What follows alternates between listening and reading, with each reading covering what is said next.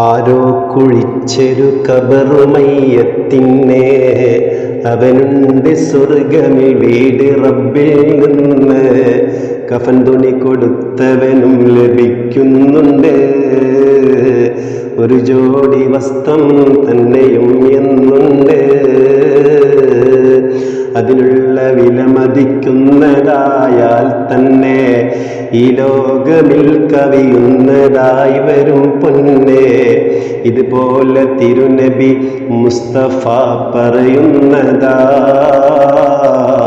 ത്വബ്റാനി റിപ്പോർട്ടുള്ളതായി കാണുന്നതാ. ഗാലിയത്തിൽ ഇത് നോക്കിയാൽ കാണുന്നതാ, 131 വന്നതാ. മയ്യത്ത് കുഴിയിൽ മൂടലും വേണ്ടുന്നതാ, ദുർഗന്ധമില്ലാതാകണം എന്നുള്ളതാ. മൃഗശല്യവും തടയുന്നതിനുതകേണ്ടതാ, അത് വീതിയാഴം ഉള്ളതായാൽ നല്ലതാ. മയ്യത്ത് തറയിൽ വെച്ച് കെട്ടിമറക്കലും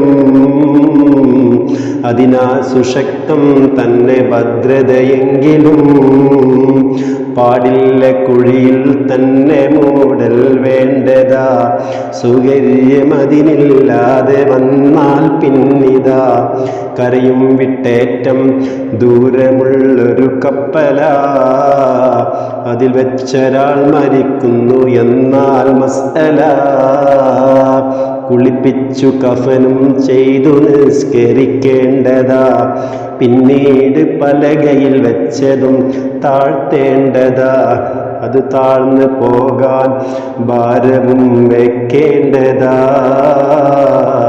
ഇത് സകലതും ഷർവാനിയിൽ കാണുന്നതാ. താബൂത്തിലാക്കിയടക്കലും മക്റൂഹ, ഈർപ്പം മികച്ചാൽ പിന്നലാ മക്റൂഹ. മയ്യത്ത് പെണ്ണ മഹ്റമും അവൾക്കില്ല,